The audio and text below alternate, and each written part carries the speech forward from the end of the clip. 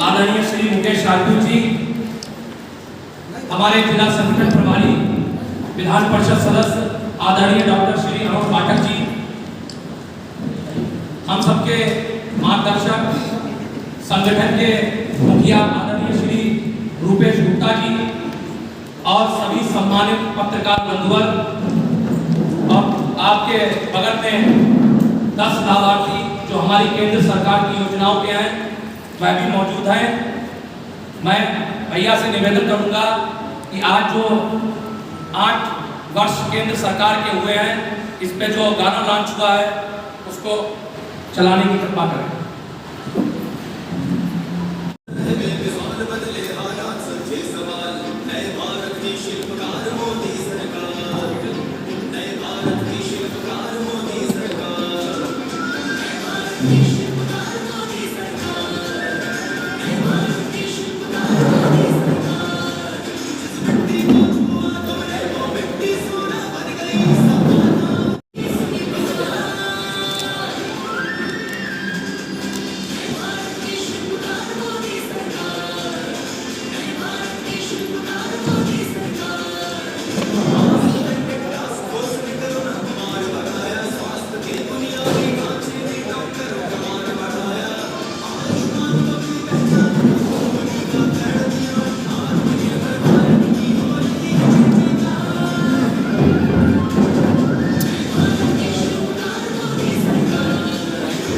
मैं आदरणीय सांसद श्री मुकेश राजपूत जी से निवेदन करता हूं।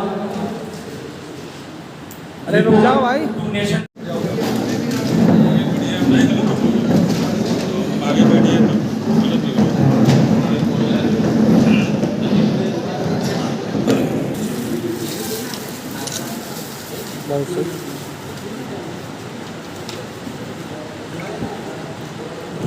पीछे पीछे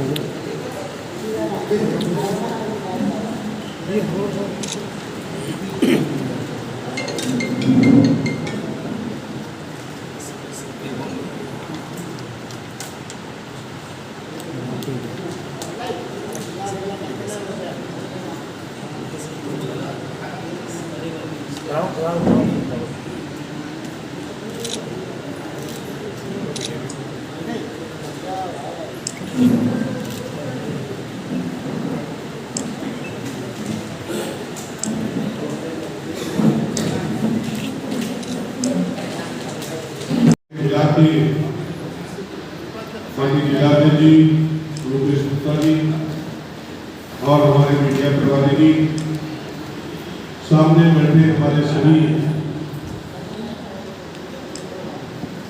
जनपद के छायाकार पत्रकार बंधुओं, हमारी भारत सरकार की योजनाओं से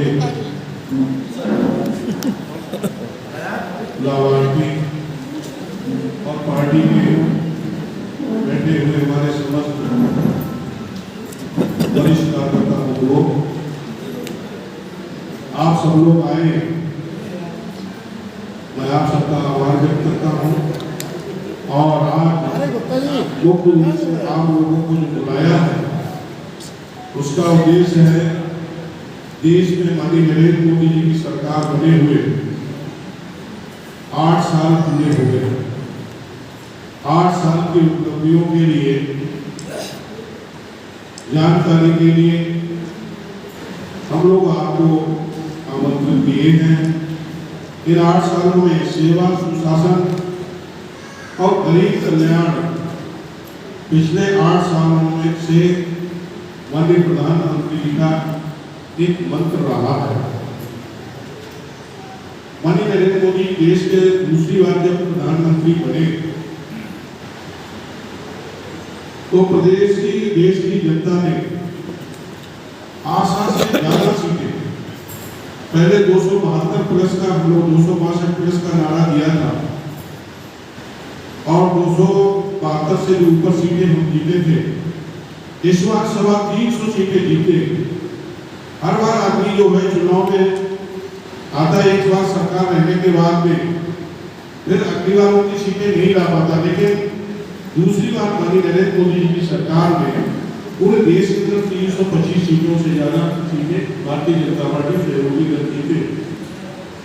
इससे देश की जनता ने उन पर विश्वास किया था और वो जो विश्वास लोगों ने व्यक्त किया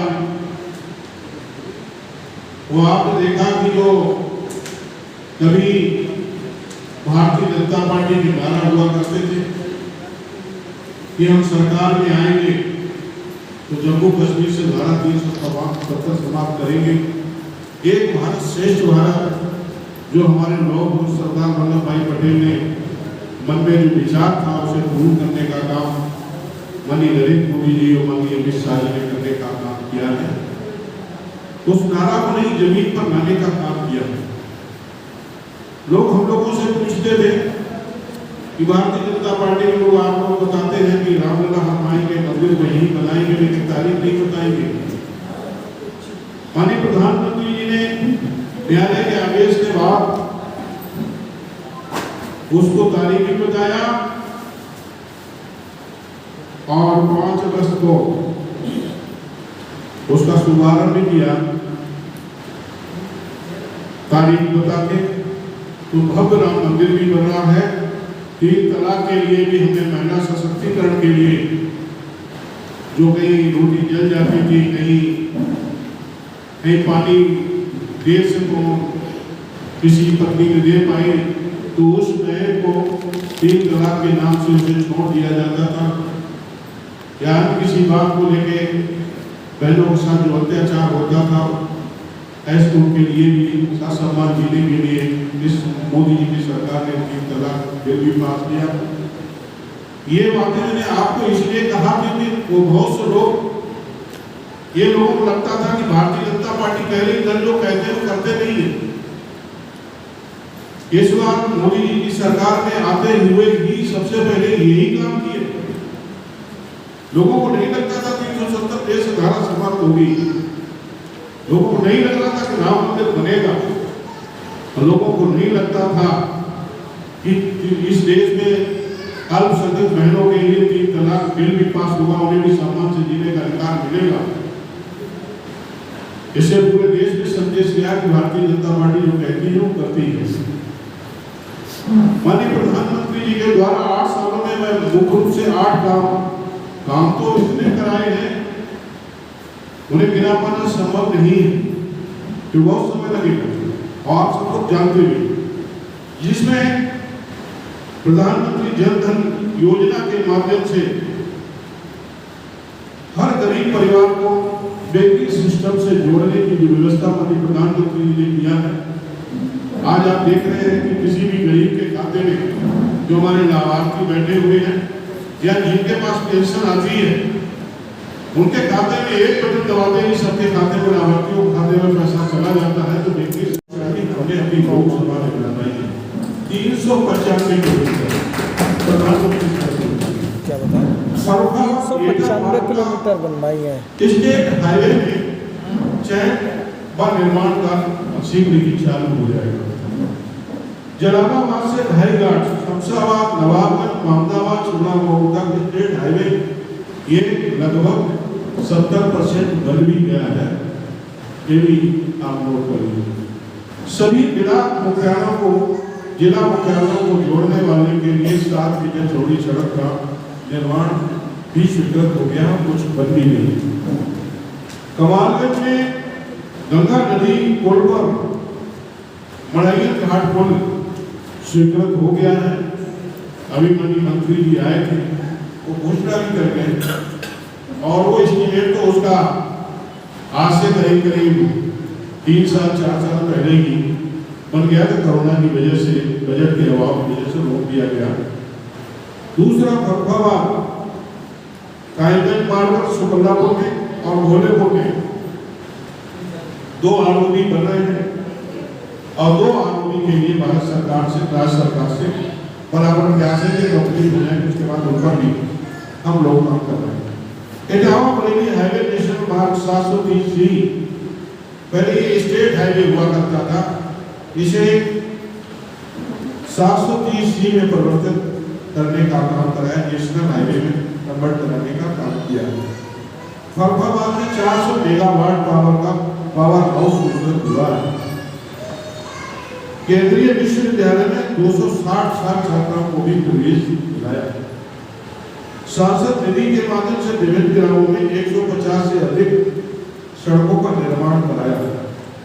डॉक्टर राम मनोहर लोहिया जो अस्पताल आपने है, इसमें प्रधानमंत्री ऑक्सीजन प्लांट का भी स्थापना कराई है दोबारा सरकार से। कोरोना काल में संसदीय क्षेत्र में लगभग 2500 लोगों को हम लोग जो बाहर फंसे हुए थे वो लोगों को फर्रुखाबाद में लाने का हम लोगों ने व्यवस्था की।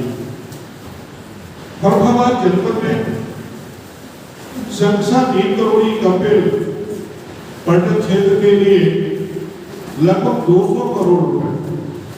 अभी माननीय मंत्री जी से मेरी बात हुई, वो इसका डीपीआर तैयार करा रहे हैं और उन्होंने कहा जैसे ही पूरा कंप्लीट हो जाएगा मैं आपको दिखाऊंगा भारत सरकार के लिए इस सूत्र लगभग इसका डीपीआर बना है।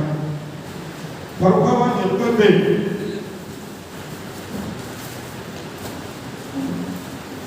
जो अपनी कालिंदी एक्सप्रेस ट्रेन जो थी कोयला की वजह से 3 महीने बंद हो जाती थी, जब से मैं सांसद बना हूं एक साल में 3 महीने बंद रहने की एक दिन भी बंद नहीं हुई। दूसरा, केंद्र सरकार द्वारा जनपद के प्रत्येक गांव में जो गांव से गांव में सांसद वोट मांगने जाते थे मेरे गांव में विद्युतीकरण करा देना, आज जनपद में 99% विद्युतीकरण हो गया है। एक आध गांव रह गए हैं, उनका भी हम लोगों ने सर्वे करा लिया है। उनके लिए बिजली में उनका भी पहले ऐसा नहीं कि सर्वे पहले नहीं हुआ, सर्वे हुआ था लेकिन एजेंसी आधा पूरा काम करके छोड़ के भाग गई। उनका दोबारा सर्वे करा लिया है। उन गांव के लिए भी हम लोग शीघ्र ही विद्युत पहुंचाने का काम करेंगे। जनपद में आपने देखा है दिव्यांगजनों के लिए 3 बड़े हम लोगों ने मेला लगाया और हर दूसरे तीसरे महीना में एक दिव्यांगजनों के लिए मेला हम लोग लगाते रहते। लेकिन जिसमें 3 बड़े मेला लगाए हैं जो अपने उत्तर प्रदेश के पूरे हिंदुस्तान में अपने में महत्व रखते थे और लगभग 400 इसमें ट्राई मोटरसाइकिल हम लोग फर्रुखाबाद जनपद में दिव्यांगजनों को दे चुके हैं। शेष जो भी लोग रह गए जो 80% से ऊपर दिव्यांगजन है उन सभी लोगों को ट्राई मोटरसाइकिल 2023 तक मैंने अपने जो समाज कल्याण जो दिव्यांगजन जिलाधिकारी है उसको उनसे कह दिया है राजेश बघेल जी से सर्वे कर लीजिएगा, उन सभी को हम लोग ट्राई मोटरसाइकिल दिलाने का काम करें।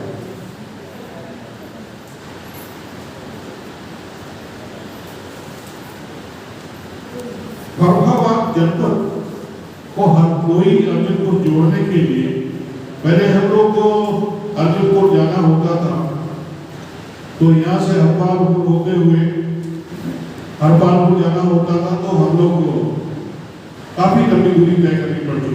जब मैंने पिछली बार वहाँ के सांसद जी को बुलाया था हम लोगों ने संयुक्त प्रेस वार्ता की थी तो लोगों ने उसमें मजाक समझाया। उसके बाद में आज वो लगभग 60% 50% 40% तक वो पुल बन गया है। ये हम लोगों ने पिछले ही कार्यकाल में इसके लिए भारत सरकार से मिलकर एनओसी दिला के और उत्तर प्रदेश से प्रस्ताव दिला के और एनओसी दिला के उसे सेशन करा दिया था, लेकिन वो भी थोड़ा सा बाद में चुनाव की वजह से और कोरोना की वजह से हो गया, लेकिन उस पर काम तेजी से है। फर्रुखाबाद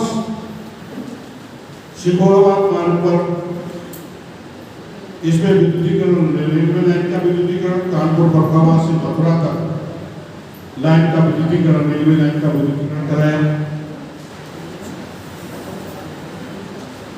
फर्रुखाबाद जंक्शन से रेलवे स्टेशन का सुदृढ़ीकरण, फर्रुखाबाद को लिंक एक्सप्रेसवे से जोड़ने के लिए माननीय मुख्यमंत्री जी का भी आपने अभी देखा होगा। मैंने पहली बार माननीय मुख्यमंत्री जी को और उत्तर प्रदेश में जब से देश आजाद हुआ तब से अपने सदन में विधानसभा में फर्रुखाबाद को नाम लेते हुए किसी ने मुख्यमंत्री को नहीं सुना होगा। माननीय मुख्यमंत्री जी ने बड़े आत्मीयता के साथ फर्रुखाबाद का उल्लेख किया, तो इसलिए आप तो समझ गए कि माननीय मुख्यमंत्री जी की नजर में फर्रुखाबाद कितना प्रिय है। तो ये भी आप समझिए, फर्रुखाबाद को नहीं केस पूरे हुए तो घोषणा माननीय मुख्यमंत्री ने जब विधानसभा की भी बनेगा। माननीय केंद्रीय मंत्री जनरल वीके सिंह साहब ने भी हम लोगों को आश्वस्त किया कि एक जो road green field economic corridor जो बनेगा वो फर्रुखाबाद जनपद से नीचे होकर गुजरेगा। ये आज मैं आपके बीच में कह रहा हूँ। इसके लिए अपने जो मंत्री भारत सरकार ने उन्होंने अपनी तरफ से स्वीकृति दी। फर्रुखाबाद जनपद में आलू का निर्यात हम लोगों ने खुलवाया। जो निर्यात शुल्क 2% लगता था वो भी आलू पे से 2% निर्यात शुल्क भी हटवाया। और फर्रुखाबाद का आलू निरंतर हिंदुस्तान की किसी भी मंडी में जाए उसके लिए किसान रेल का भी शुभारंभ कराया। यहाँ से निरंतर हर महीने जो भी किसानों की डिमांड होती है सबसे ज्यादा किसान रेल यहाँ से जाती है। गंगा तट पर पंचाल घाट पर आधुनिक स्नान घाट भी जो बना है। और फर्रुखाबाद जनपद में एसटीपी प्लांट नमाम गंगे योजना के माध्यम से स्वीकृत है। उसके लिए जमीन अधिग्रहण कर ली गई है और 7 टेंडर हो गए हैं। जल्दी काम इस पर भी शुरू हो जाएगा। अभी हम इसके लिए माननीय मंत्री जी से भारत सरकार ने कहा है कि ये दोनों पुल नए बना दिए जाए और ये इस पर काम शुरू होगा तो उसके बाद में इन दोनों पुलों को चौड़ा भी किया जाएगा। इनकी जगह नए पुल चौड़े पड़ेंगे की व्यवस्था की जा रही है। तो एक ही बार क्यों ना यानी मास्टर प्लान के जरिए उन्हें रुलाया जाए, जितने यानी कि बार-बार रोना उनका बंद हो। ठीक है, आपकी बात बिल्कुल ठीक है। ये सुझाव भी मैं ऊपर रखूंगा और मैं आप लोगों के माध्यम से यही नगर पालिका के अध्यक्ष से भी कहूँगा कि जो इम्प्रूवमेंट हटवाया गया है या उन्होंने अधिकारियों ने हटाया है के सहयोग से जो हटा है वो वहाँ पर चौड़ा यदि हुआ है इम्प्रूवमेंट हटाया तो वहाँ तक सड़क सही कराने का भी काम करें, दोबारा इम्प्रूवमेंट ना हो पाए, जिससे दोबारा वहाँ पर इस तरह का दोबारा इम्प्रूवमेंट करना आता है। एक बार तो आदमी कहीं किसी का इम्प्रूवमेंट हट जाता दर्द होता है और दोबारा यदि फिर कोई वो नहीं और कोई आके कर लेगा तो ठीक है।